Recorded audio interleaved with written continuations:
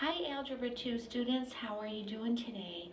It's Miss Culver and we're working on notes from 7-5, and this is where we're going to be solving exponential and logarithmic equations. Let's go ahead and get some notes down. You can pause the video to take the notes that you already see here. So our lesson objectives are going to be solve exponential and logarithmic equations. Those are two separate types of equations. We'll be solving exponential and then logarithmic. An exponential equation is an equation with the variable as the exponent, and a logarithmic equation has a log expression in it. So they are named perfectly well. So let's get some strategies down for an exponential equation.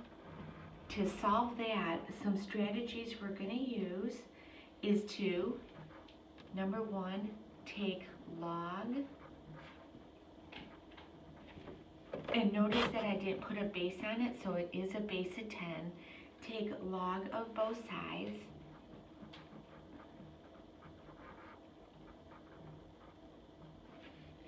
Use your power property.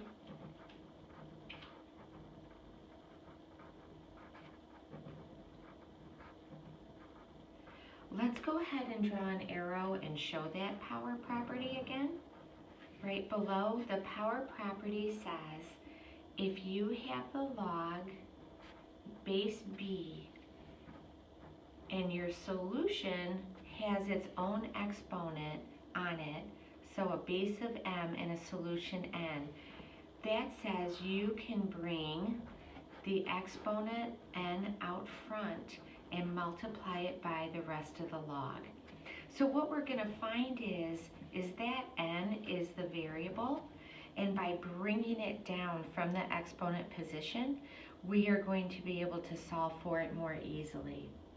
And we will be, all of our problems with the use of a calculator, we will round to the thousands place, the third place. Just so you know, so each time you're like, how far do I go? We're going to go to the thousands place. Okay, a couple things you need to know is that if you have b to the x and that equals b to the y, then x must equal y. Notice this makes total sense. If you have 2 cubed and that equals 2 to some power, we can see that that exponent must also be 3 on the right. That's the only way these two expressions are going to be equal.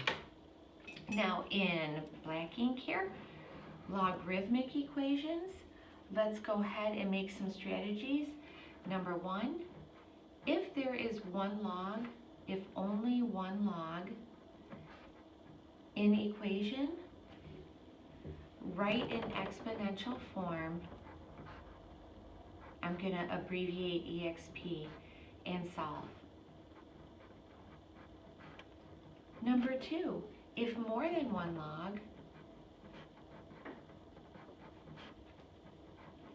I'm going to go outside the box here. If more than one log, use properties to write with only one log first, with only one log first, and then solve. So, number one, if you only have one log expression, write in exponential form. If more than one log, use properties to write with only one log first. Points to remember: log base b of x equals log base b of y.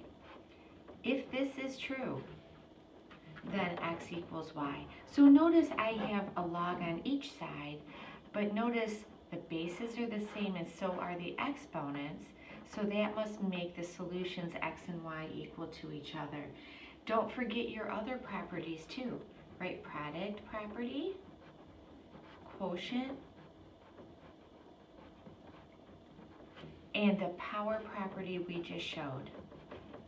So don't forget these properties. Excellent. Let's go to the second page. The second page is where we are solving exponential equations. Up at the top, notice we have by a star the same properties we just wrote, and I put for logarithms and the same property here next to the blue star for exponential functions. Okay, so notice that we have 4 problems on the first page, and they are being super helpful by giving us steps. So I added an extra problem so that we can try some problems without steps. So first problem, 4 to the negative x equals 32, and we want to solve for x. The first thing we wrote for our strategy is we do take the log of both sides. So notice we have the same equation, but we took the log of both sides. Next, that allowed us to bring the exponent of negative x out front and multiply it by the rest of the log. So we now have negative x log 4 equals log 32. Okay, now we can, on your calculator, use log 4 and log 32 to get decimals. You're welcome to do that. But let's go ahead first and work on getting x alone. So I'm going to first of all divide both sides by log of 4. Okay, and I now have negative x equals, and I am going to do log of 32 divided by log of 4 on my calculator. So let's take a look. My log button is on the left, about halfway down, a little bit more. Log of 32, I'm going to hit enter, divided by log of 4, and that is a 2.5. So we have negative x equals 2.5, so I am just going to divide both sides by a negative 1, or multiply both sides by a negative 1, and you get x equals 2.5. We could then take this 2.5 here and put it into, that's a negative 2.5, there we go. We could take the negative 2.5 answer and put it in for x into the original equation and make sure that it is correct and that it is true. Let's try our next problem. Number 2, 3 raised to the 4x equals 90. We are going to take the log of both sides. That allows us to bring our exponent out front and multiply it. Now let's work on getting this x alone. I am going to divide both sides by log of 3. And if it's okay with you, I also see that x is being multiplied by 4 here. So at the same time, I'll divide by 4. There we go. We can do both at the same time.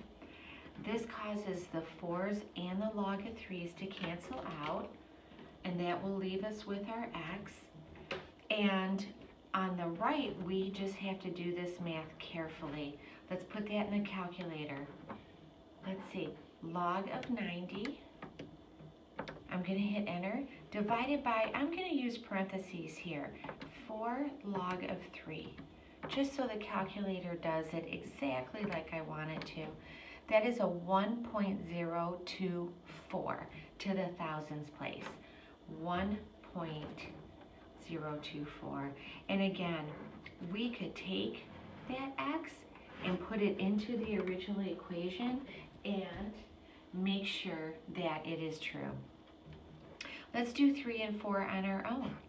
5 to the x minus 3 equals 600. Let's take the log of both sides. There we go. Let's bring x minus 3 out front and multiply it. Because there's 2 terms, let's put it in parentheses.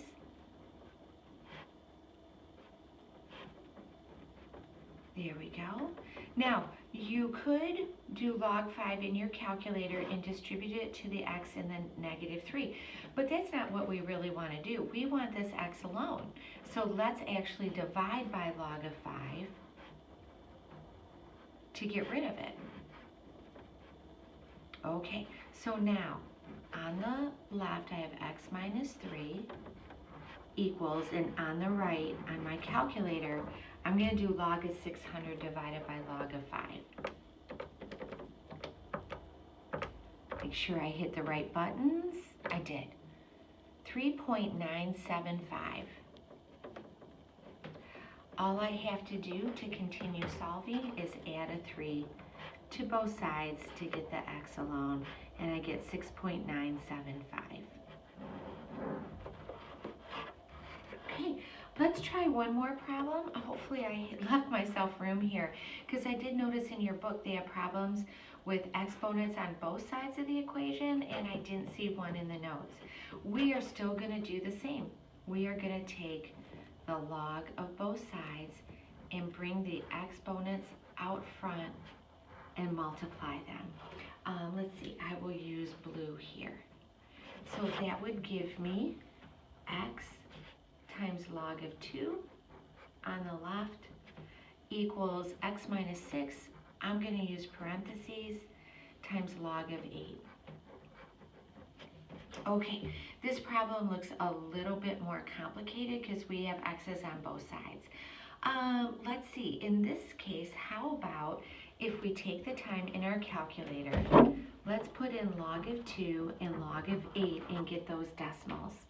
Okay, so in red, I'm going to replace the logs with decimals. So log of 2 on the left is 0.301.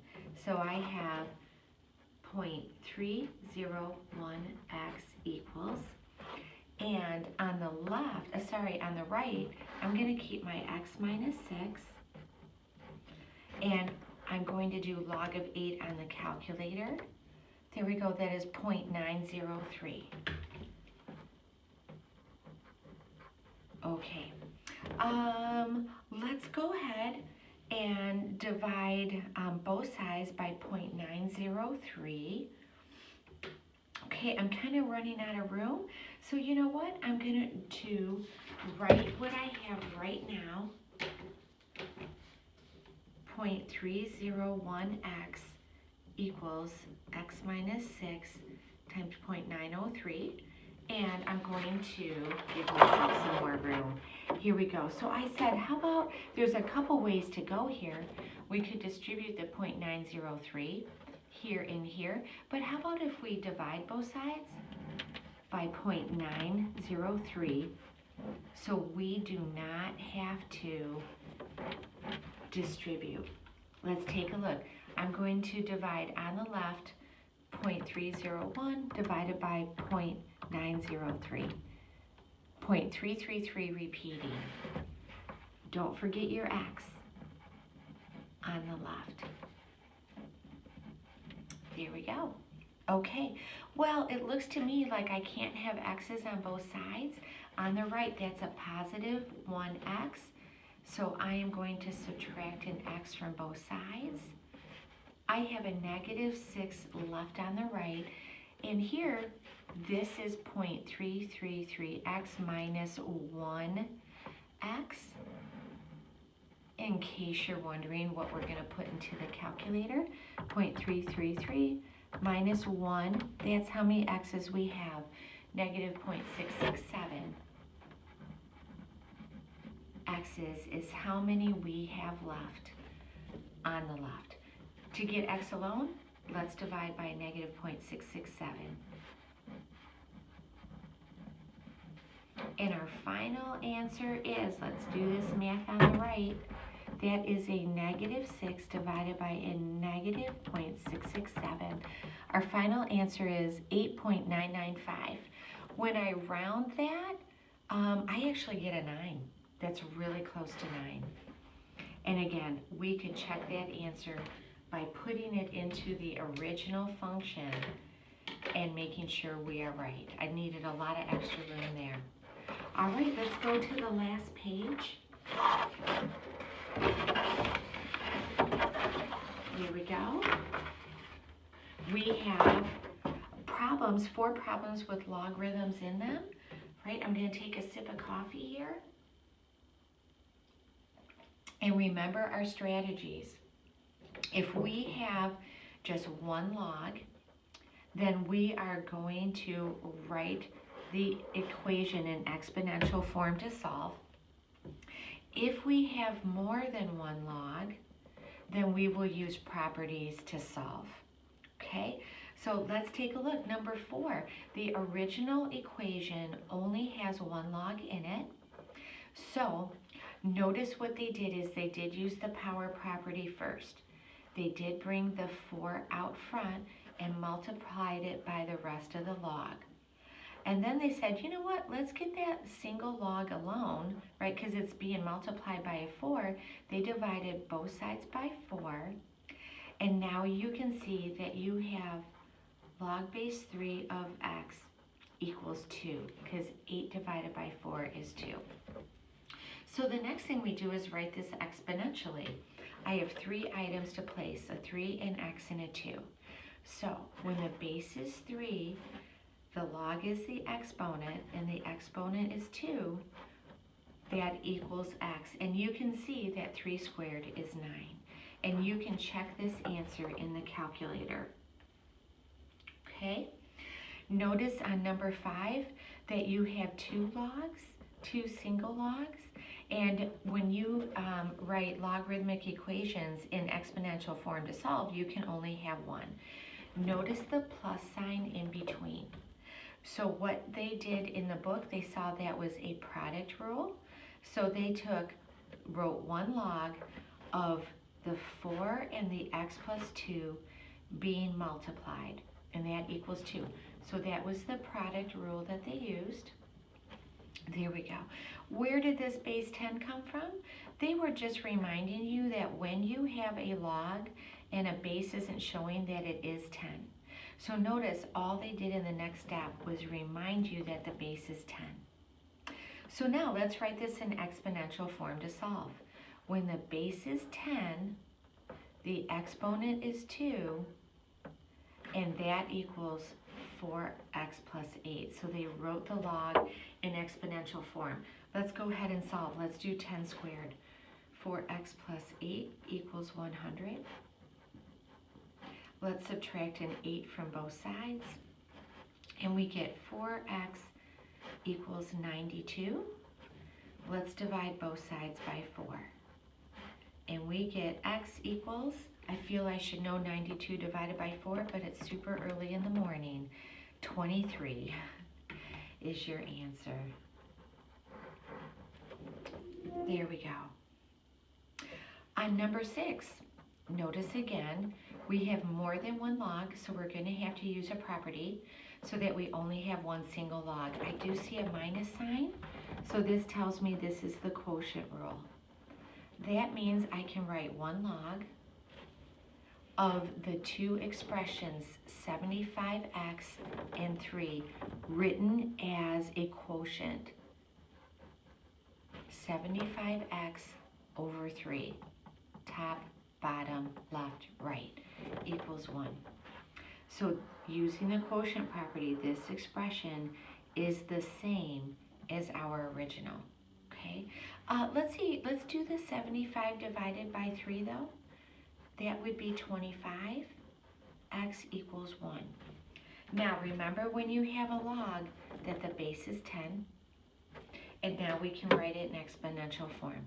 When the base is 10 and the exponent is 1, the answer is 25x. Okay, to get x alone, let's divide both sides by 25. And we get x equals, we're going to do this math right here, 10 divided by 25.4. Again, if we checked this answer, we would find that it makes the equation true. Now, you know, after doing these problems, the extra problem I thought we needed, log x plus log 2 equals 6. I'm not so sure we need that one, so cross this out with me. And let's flip over to the back. I think this is the problem that we need, that you might see in your book. Let's make our extra problem. Log of x minus 2 equals log of 6x.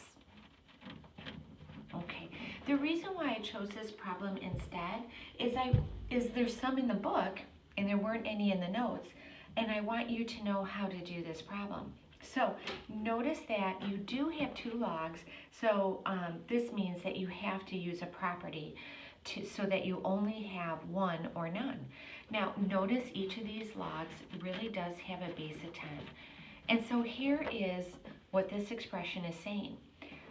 When the base is 10 on both sides of the equation and the exponents are equal, that must mean that the solutions are equal. X minus 2 must equal 6x. So when you have 1 log on both sides of the equation, you can cancel them out. Again, that is because when the bases are 10 and the exponents are equal, you must have the same solution. So we can cross out here and here, and this makes a really nice, easy problem. There we go. I have x minus 2 equals 6x. Well, let's get our x's on one side. Let's subtract an x from both sides. We have negative 2 equals 5x. There we go. Now let's divide both sides by 5. There we go, and when we cross out, we have x equals a negative 2/5. There we go. Now, as it turns out, if you try to put a negative 2/5 into each equation, you will find that your calculator says it's not true. So we have no solution here. And that is because you cannot have a log of a negative number. Okay, so we did solve, but when you go to check, you will see that there's actually no solution. This happens sometimes, but we were able to use the property of having the log on both sides equal to each other so that we could practice the canceling out. So again, the logs canceled. We went ahead and solved x minus 2 equals 6x. We did give an answer of negative 2/5, but we found when we tried to put that x of negative 2/5 here and here, that the calculator said it was undefined. So in the end, we have no solution. Just wanted you to know that that happens sometimes. Have a great day, students.